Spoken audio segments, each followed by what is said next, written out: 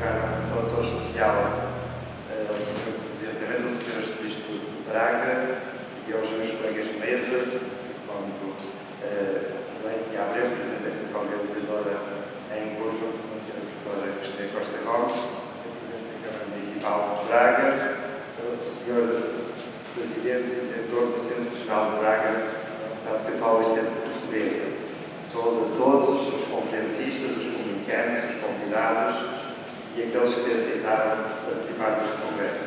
Com as minhas palavras, em representação do Sr. Professor José Augusto Ramos, porque por razões ponderosas não pode estar presente devido a uma situação grave de saúde de uma pessoa chegada de família, mas virá fazer a sua conferência no dia indicado no programa.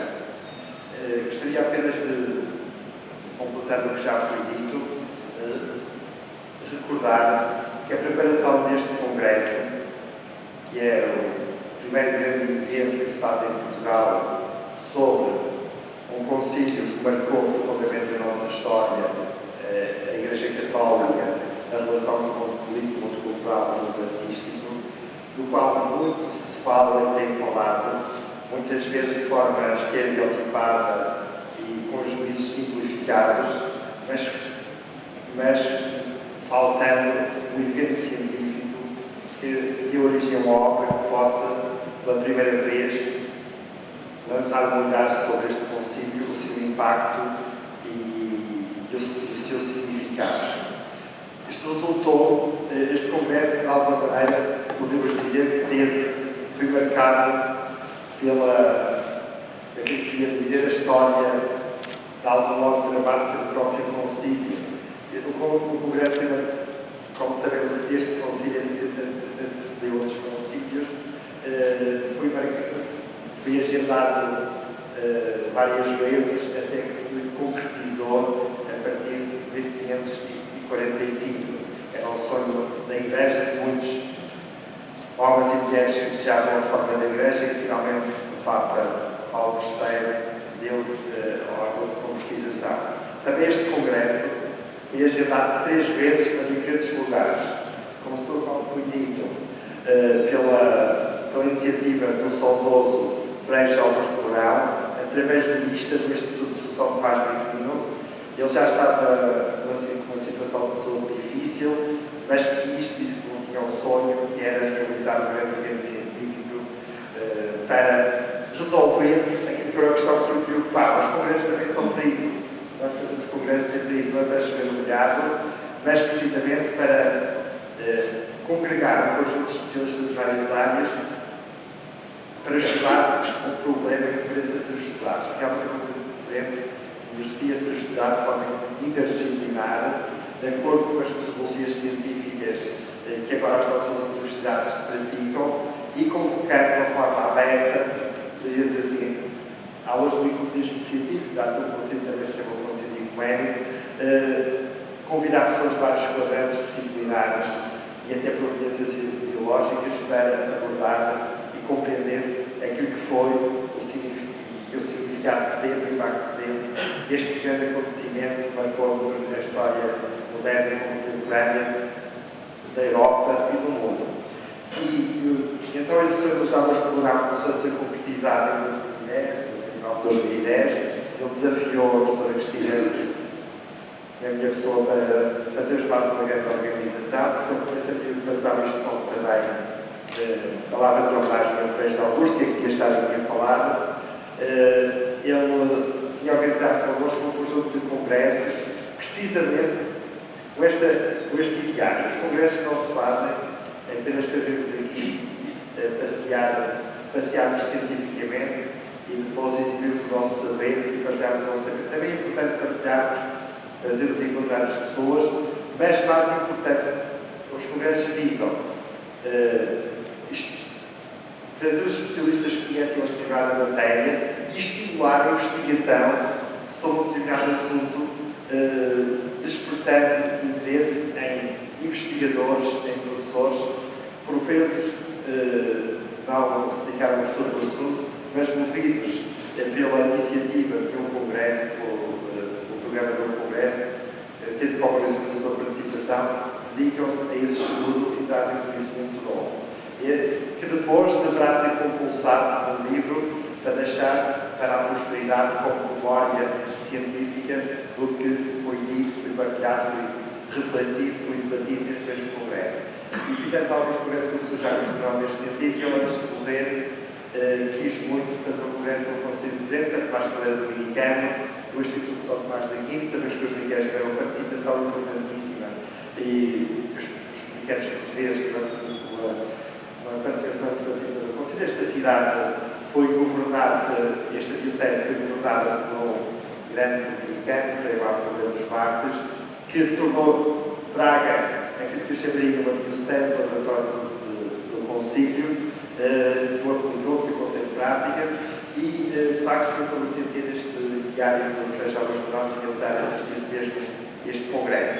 E então fomos entretanto, o Sr. Jovens do Norte teve um percurso, afinal, que era complexo, até que infelizmente acabou por falecer.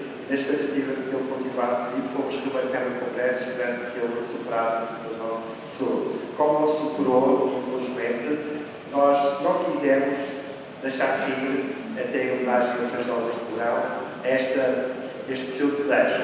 E foi um desejo fecundo que depois nos trouxe aqui a Braga, onde havia prioritariamente uma iniciativa de assinalar os 450 anos do Concílio, por desejo de iniciativa do Sr. Código, e então, em vez de realizarmos, muitas vezes acontece neste país, com iniciativas espartilhadas, decidimos juntar esforços, sinergias e fazer aqui um grande ponto em branco, porque é realmente sentido fazer este congresso. E graças ao extraordinário acolhimento do Sr. Código, José Paulo Leite Abreu e a sua equipa, foi possível criar condições entre instituições que passam a designar, nomeadamente o Instituto de História e Arte Cristãs, o Colégio da Faculdade de Letras, onde é o centro, o Instituto de Educação da Cultura Parma de Antunes, o Instituto de São Tomás de Aquino, entre outras instituições internacionais e estrangeiras, que estão bem indicadas no livro dos outros pequenos em não, foi realizar um grande congresso em Portugal, acompanhando ao longo deste ano um conjunto de outras realizações, umas menores, outras maiores, que se verificaram um pouco em toda a Europa, na Bélgica, em Alemanha, no próprio em Trento, em França, quer seminários, quer congressos, mas isto já foi considerado, até por um colega meu francês que devia vir cá, este sem dúvida foi o maior congresso realizado este ano sobre este tema e de forma tão abrangente. E, portanto, para Portugal também deve ser motivo de congratulação, porque fomos capazes de realizar esta iniciativa. E gostaria de dizer também que este congresso procurou atender àquilo que foi e que significou com o conceito de Trento na modernidade. Podemos considerar o conceito de Trento ergueu, contribuir para a Igreja erguer-se como uma espécie de fortaleza para resistir à tempestade que é a história, que é a modernidade, que é a época moderna, representou para a Igreja. Mas também para atender essa fortaleza institucional em que se ergueu, para atender e responder aos novos desafios que, entretanto, como dizia o Padre António Vieira, a abertura do mundo ao próprio mundo proporcionou à Igreja e ao cristianismo tanto de abertura para realizar-se plenamente o seu ideal universalizante. Mas essa fortaleza também teve as suas consequências, que depois culminou no Concílio Vaticano II, no Vaticano I, com o fechamento da Igreja em relação ao mundo, que depois, mais tarde, o Vaticano II ia abrir essa mesma fortaleza ao próprio mundo, as suas portas para o diálogo com o mundo, e é por isso que é significativo que este ano se comemora dos concílios importantes, os 50 anos do Concílio Vaticano II e os 50 anos e os 450 anos do encerramento do Concílio de Trento. E não é por acaso, não é de pouco significado, a fortaleza institucional erguida por Trento é aberta as suas portas de par em par com o Concílio Vaticano II, propondo um diálogo da Igreja, como eu disse, acho que é extraordinário. Congratulo e agradeço imenso a adesão de muitos especialistas de vários países, do Brasil, do México, de França, de Espanha, naturalmente do nosso país, de África, que aceitaram vir a este congresso partilhar connosco a sua investigação, a sua reflexão sobre o Concílio. Agradeço também aos jovens investigadores que, a partir do apelo que foi lançado para propor em publicação, quiseram também lançar a sua investigação sobre este tema e apresentar aqui conclusões científicas inovadoras. Aqui neste congresso falarão pessoas de várias áreas científicas, desde a biologia, que é a coluna central científica que permite conhecer aquilo que foi os conteúdos produzidos por Trento nas suas diretivas, a teologia nas suas diferentes áreas, desde a exegese bíblica, passando pela pastoral, a catequese, a catequética, o direito canónico, etc. A história, claro que a história aqui tem um peso fortíssimo e há aqui muitos historiadores de várias proveniências que aqui quiseram vir também partilhar o seu saber e a sua investigação. As ciências literárias, a sociologia, a arquitetura e dentro da história, se repararmos bem no programa, há aqui uma área da história específica que tem uma espécie de hegemonia deste programa do Congresso, e não é por acaso, que é a história da arte. E congratulamos com isso, porque o Trento foi modelador na produção artística europeia, nomeadamente portuguesa, e há especialmente aqui muitos investigadores que vieram do Brasil, um verdadeiro exército que veio a Rio Platino apresentar as suas conclusões científicas sobre aquilo que foram os reflexos da história da arte ibero-africana, nomeadamente no Brasil. Também o direito, passando até pelas relações com o mundo da saúde, da medicina, entre outras áreas. Este é bem regulador para um tema como o Conselho de Trento, permite as mais diversas abordagens. Mas o que mais desejamos, como ideário científico que queremos que este Congresso concretize, do ponto de vista da sua prática investigacional, é que possamos ultrapassar aquilo que são as nossas visões simplificadas, estereotipadas, que se têm produzido na nossa cultura sobre Trento. Muito se fala de Trento, nos mais vários quadrantes, mas Trento também foi objeto de polémica e de simplificação em termos daquilo que é a sua apreciação e conhecimento.